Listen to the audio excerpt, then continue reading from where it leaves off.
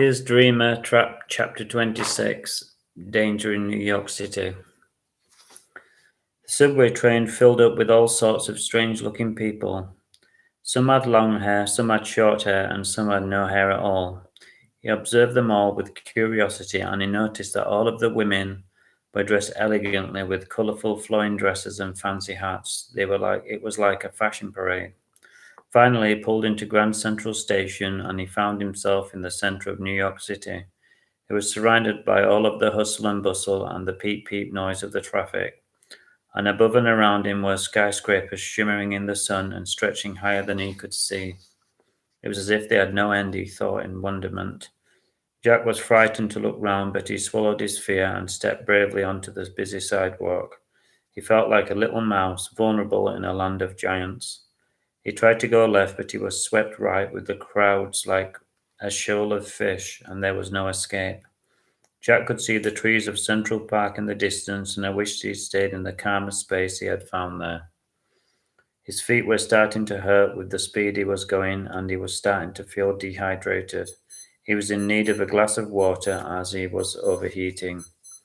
Just when he was losing hope that he'd ever get off the conveyor belt of people, he saw an alley out of the corner of his eye, and he quickly ducked down there.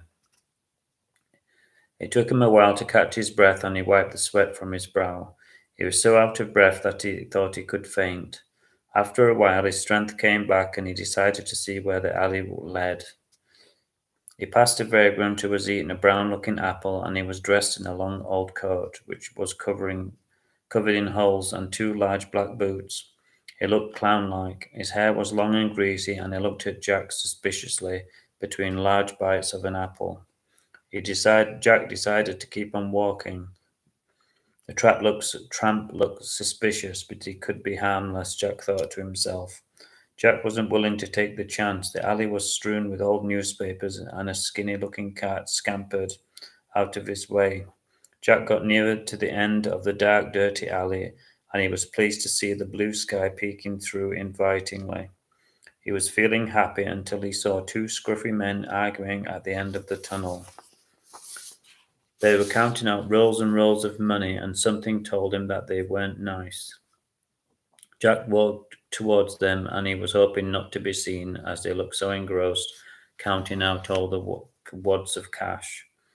As he drew level with them, one of the thuggy-looking men dropped a large roll of money, and he bent down to pick it up. Just as he did, the other man, who was stocky built and must have been over 6'4", hit him over the head with a club.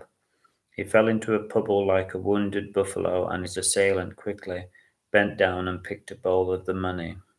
He looked pleased with himself as he patiently counted the dollars.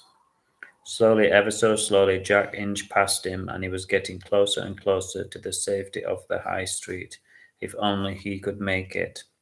Stop, the thuggy man shouted at Jack, and his blood froze as he wondered whether to run to safety, but it was too late.